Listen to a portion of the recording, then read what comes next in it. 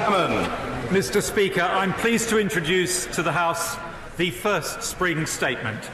The UK was the only major economy to make hundreds of tax and spending changes twice a year, and major international organisations and UK professional bodies alike have been pressing for change. In 2016, I took the decision to move to a single fiscal event in the autumn, giving greater certainty to families and businesses ahead of the new financial year and allowing more time for stakeholder and parliamentary engagement on potential fiscal changes. So today's statement will update the House on the economic and fiscal position, report progress on announcements made at the two budgets last year, and launch further consultations ahead of Budget 2018, as set out today in my written ministerial statement. I won't be producing a red book today, Mr. Speaker, but of course I can't speak for the right honourable gentleman opposite.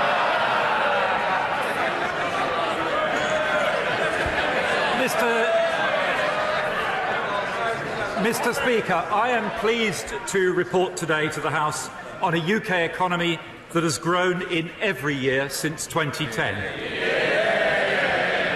An economy which, under Conservative leadership, now has a manufacturing sector enjoying its longest unbroken run of growth for 50 years. An economy which has added 3 million jobs and seen every single region of the UK with higher employment and lower unemployment than in 2010, seen the wages of the lowest paid up by almost 7% above inflation since April 2015, and income inequality lower than at any time under the last Labour government.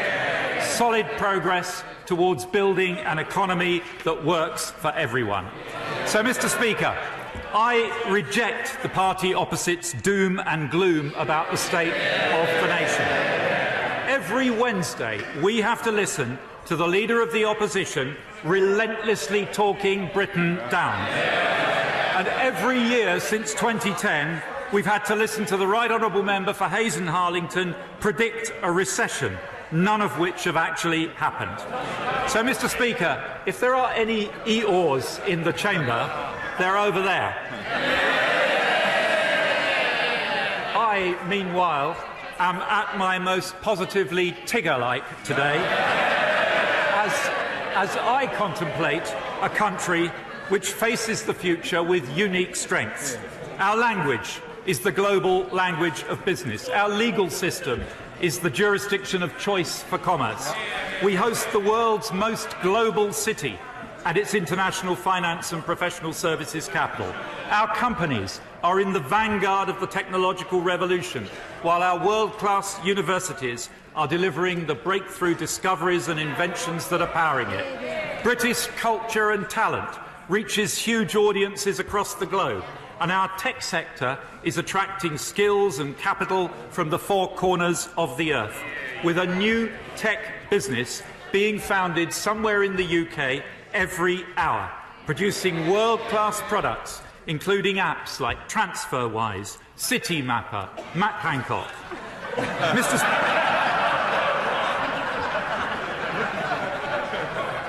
Mr. Speaker, today the OBR delivers its second report for the fiscal year 2017-18, and I thank Robert Choate and his team for their work. It forecasts more jobs, rising real wages, declining inflation, a falling deficit and a shrinking debt. The economy grew by 1.7% in 2017 compared to 1.5% forecast at the budget, and the OBR have revised up their forecast for 2018 from 1.4% to 1.5%. Forecast growth is then unchanged at 1.3% in 2019 and 20, before picking up to 1.4% in 21 and 1.5% in 22. That's the OBR's forecast, Mr. Speaker, but forecasts are there to be beaten. As a nation, we did it in 2017, and we should make it our business to do so again. Our remarkable jobs story is set to continue, with the OBR forecasting more jobs in every year of this Parliament and over 500,000 more people enjoying the security of a regular pay packet by 2022. I'm pleased to report that the OBR expect inflation, which is currently above target at 3%, to fall back to target over the next 12 months, meaning that real wage growth is expected to be positive from the first quarter of 2018-19 and to increase steadily thereafter. Mr. Speaker, I reported in the autumn that borrowing was due to fall in every year of the forecast and debt to fall as a share of GDP from 2018-19. The OBR confirms this today and further revises down debt and borrowing in every year. Borrowing is now forecast to be £45.2 billion this year, £4.7 billion lower than forecast in November, and £108 billion lower than in 2010, which coincidentally, Mr. Speaker, is almost exactly the total cost of the additional spending pledges made by the party opposite since the general election in June last year. Mr. Speaker, it's taken them just 9 months to work up a plan to squander the fruits of 8 years' hard work by the British people. As a percentage of GDP, borrowing is forecast to be 2.2% in 17-18, falling to 1.8% in 18-19, 1.6% in 19-20, then 1.3%, 1.1%, and finally 0.9% in 22-23, meaning that in 18-19 we will run a small current surplus, borrowing only for capital investment. And we're forecast to meet our cyclically adjusted borrowing target in 2021 with £15.4 billion of headroom to spare, broadly as forecast at the budget. Mr. Speaker, the more favourable outlook for borrowing means the debt forecast is nearly 1% lower than in November, peaking at 85.6% of GDP in 17-18 and then falling to 85.5% in 18-19, then 85.1%, 82.1%, 78.3%, and finally 77.9% in 22-23. The first sustained fall in debt in 17 years. A turning point in this nation's recovery from the financial crisis of a decade ago. Light at the end of the tunnel. Another step on the road to rebuilding the public finances decimated by the party opposite. And, Mr. Speaker, one that they would again place at risk, because under the policies of the party opposite, our debt would not fall over the next 5 years. It would rise by over £350 billion to more than 100% of our GDP, undermining our recovery, threatening investment in British jobs, burdening the next generation and wasting billions and billions of pounds more on debt interest. So, Mr. Speaker, there is indeed light at the end of the tunnel, but we have got to make absolutely sure that it isn't the Shadow Chancellor's train hurtling out of control in the other direction towards Labour's next economic train wreck. Mr. Speaker, in autumn 2016, I changed the fiscal rules to give us more flexibility to adopt a balanced approach to repairing the public finances, reducing debt, not for some ideological reason, but to secure our economy, against future shocks. Because, Mr. Speaker, we on this side are not so naive as to think that we have abolished the economic cycle. Because we want to see taxpayers' money funding our schools and our hospitals not wasted on debt interest. And because we want to give the next generation a fair chance. But, Mr. Speaker, I do not agree with those who argue that every available penny must be used to reduce the deficit. And nor do I agree with the fiscal fantasists opposite who argue that every available penny should be spent immediately. We will continue to deliver a balanced approach, balancing debt reduction against the need for investment in Britain's future, support to hard-working families through lower taxes, and our commitment to our public services. Judge me by my record, Mr. Speaker. Judge me.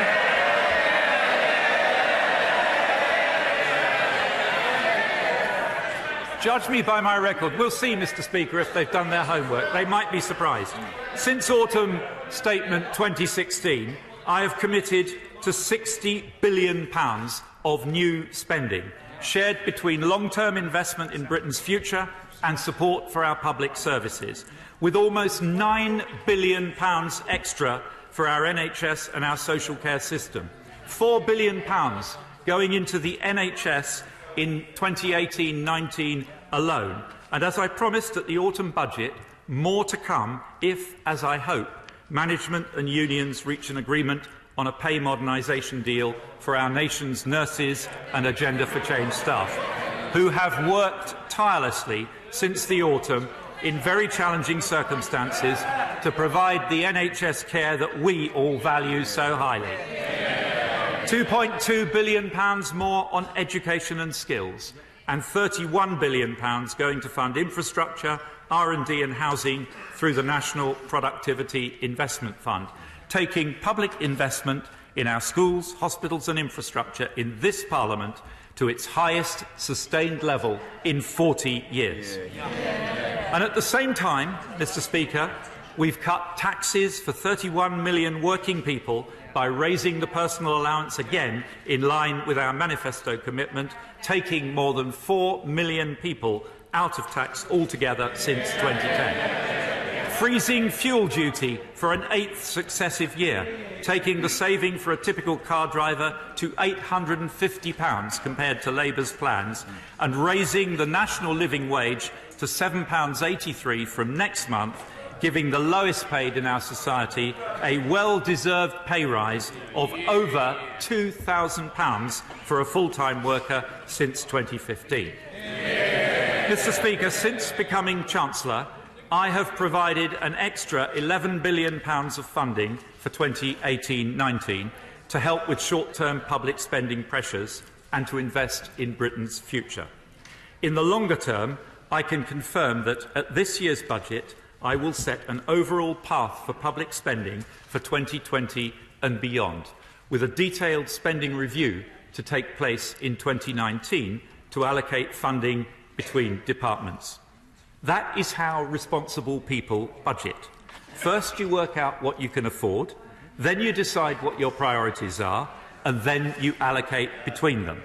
And if, in the autumn, the public finances continue to reflect the improvements that today's report hints at, then in accordance with our balanced approach and using the flexibility provided by the fiscal rules, I would have capacity to enable further increases in public spending and investment in the years ahead, while continuing to drive value for money to ensure that not a single penny of precious taxpayers' money is wasted. A balanced approach, Mr. Speaker, getting our debt down, supporting our public services, investing in our nation's future, keeping taxes low, building a Britain fit for the future and an economy that works for everyone. Mr. Speaker, there is much still to do. Since autumn 2016, we have set out our plan to back the enterprise and ambition of British business and the hard work of the British people. A plan to unleash our creators and our innovators, our inventors and our discoverers, to embrace the new technologies of the future and to deliver the skills we will need to benefit from them, to tackle our long-standing productivity challenges and to say more loudly than ever that our economy will remain open and outward-looking, confident to compete with the best in the world. We choose to champion those who create the jobs and the wealth on which our prosperity and our public services both depend, not to demonise them. The Shadow Chancellor, Mr. Speaker, is open about his ideological desire to undermine the market economy, which has driven an unparalleled increase in our living standards over the last 50 years. We on this side reject his approach outright. The market economy embraces talent and creates opportunity, provides jobs for millions and the tax revenues that underpin our public services. So we will go on supporting British businesses. We're reducing business rates by over £10 billion. and we committed at Autumn Budget 2017 to move to triennial revaluations from 2022. Today, I'm pleased to announce that we will bring forward the next business rates revaluation to 2021 and move to triennial reviews from that date. We will also launch a call for evidence to understand how best we can help the UK's least productive businesses to learn from and catch up with the most productive, and another on how we can eliminate the continuing scourge of late payments, a key ask from small business. Because, Mr. Speaker, we are the party of small business and the champions of the entrepreneur.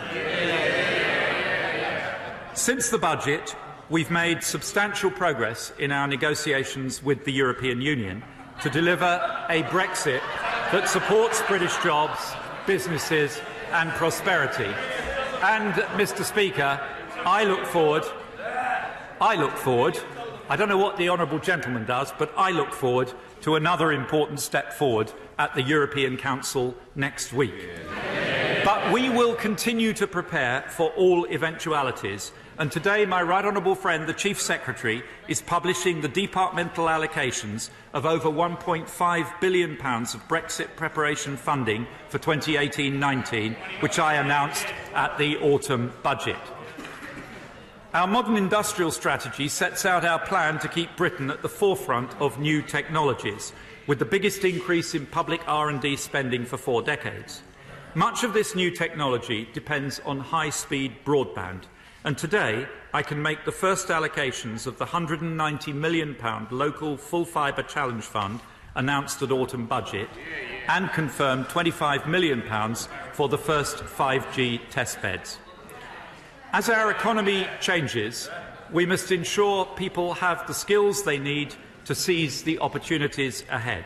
So we've committed over £500 million a year to T-levels, the most ambitious post-16 reforms in 70 years.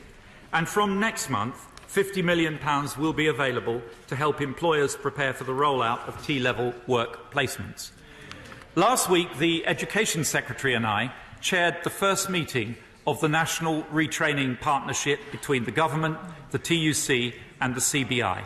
And I can reassure the House, Mr. Speaker, that there was no beer, no sandwiches, not even a canapé, but there was a clear and shared commitment to training to prepare the British people for a better future ahead. And next month, our £29 million Construction Skills Fund will open for bids to fund up to 20 construction skills villages around the country. We're committed as a government to delivering 3 million apprenticeship starts by 2020 with the support of business through the apprenticeship levy. But we recognise the challenges the new system presents to some small businesses looking to employ an apprentice. So I can announce today that my right honourable friend, the Education Secretary, will release up to £80 million of funding to support those small businesses in engaging an apprentice. We publish a consultation on improving the way the tax system supports self-funded training by employees and the self-employed, and because we currently understand more about the economic payback from investing in our infrastructure than we do about investing in our people, I have asked the ONS to work with us on developing a more sophisticated measure of human capital so that future investment can be better targeted. Mr. Speaker, we're undertaking the largest road building programme since the 1970s. As Transport Secretary, I gave the green light to fund the new bridge across the River Mersey in 2011, and I was delighted to see it open late last year. The largest infrastructure project in Europe, Crossrail, is due to open in just 9 months' time. We're making progress on our plans to deliver the Cambridge, Milton Keynes, Oxford corridor. We're devolving powers and budgets to elected mayors across the Northern Powerhouse and Midlands Engine. We're in negotiations for city deals with Stirling and Clackmannanshire, Tay Cities, Borderlands, North Wales, Mid Wales and Belfast. And today we invite proposals from cities across England for the £840 million fund I announced at the budget to deliver on their local transport priorities as part of our plans to spread growth and opportunity to all parts of this United Kingdom. And at the heart of our plan for building an economy that works for everyone is our commitment to tackle the challenges in our housing market, with an investment programme of £44 billion to raise housing supply to 300,000 a year by the mid-2020s. And today I can update the House. We are working currently, my right honourable friend, the Housing Minister, is working currently with 44 authorities who have bid into the £4.1 billion Housing Infrastructure Fund to unlock homes in areas of high demand. We're concluding housing deals with ambitious authorities who've agreed to deliver above their local housing need. And I can announce today that we've just agreed a deal with the West Midlands, who have committed to deliver 215,000 homes by 2030-31, facilitated by a £100 million grant from the Land Remediation Fund. And my right honourable friend, the Housing Minister, will make further announcements over the next few days on the Housing Infrastructure Fund. We will more than double the size of the Housing Growth Partnership with Lloyds Banking Group to £220 million, providing additional finance for small builders. And London will receive an additional £1.7 billion to deliver a further 26,000 affordable homes, including homes for social rent, taking total affordable housing delivery in London to over 116,000 by the end of 21-22. Mr. Speaker, my right honourable friend, the member for West Dorset, has outlined his initial findings on the gap between planning permissions granted and housing completions in a letter which I have placed in the Library of the House, and I look forward to his full report at budget. And I'm delighted to inform the House that an estimated 60,000 first-time buyers have already benefited from the stamp duty relief that I announced at the autumn budget. And I remind the House that the party opposite voted against it. In the autumn, we published a paper on taxing large digital businesses in the global economy, and today we follow a VAT collection mechanism for online sales to ensure that the VAT that consumers pay actually reaches the Treasury. And we'll call for evidence too on how to encourage cashless and digital payments while ensuring that cash remains available to those who need it. Mr. Speaker, this government is determined that our generation should leave the natural environment in a better state than we found it and improve the quality of the air that we breathe. So we will publish a call for evidence on whether the use of non-agricultural red diesel tax relief contributes to poor air quality in urban areas. And following our successful intervention to incentivise clean taxis, we'll help the great British white van driver go green with a consultation on reduced VED rates for the cleanest vans. And we'll follow up on the vital issue of plastic littering and the threat to our oceans with a call for evidence to support us in delivering on our vow to tackle this complex issue. It will look at the whole supply chain for single-use plastics, at alternative materials, reusable options and recycling opportunities. It will look at how the tax system can help drive the technological progress and behavioural change that we need, not as a way of raising revenue, but as a way of changing behaviour and encouraging innovation. We'll commit to investing to develop new, greener products and processes, funded from the revenues that are raised. And as a down payment, Mr. Speaker, we'll award £20 million now from existing departmental budgets to businesses and universities to stimulate new thinking and rapid solutions in this area during the call for evidence. Mr. Speaker, we are delivering on our plan with a balanced approach, restoring the public finances, investing in our economy and our public services, raising productivity through our modern industrial strategy, building the homes our people need, tackling the environmental challenges that threaten our future, embracing technological change, seizing the opportunities ahead as we build our vision of a country that works for everyone, an economy where prosperity and opportunity are in reach of all, wherever they live, whatever their gender, colour, creed or background, where talent and hard work alone determine success, a beacon of enterprise and innovation, an outward-looking, free-trading nation, one that is confident that our best days lie ahead of us, a force for good in the world, Mr. Speaker, a country we can all be proud to pass on to our children, and I commend this statement to the House.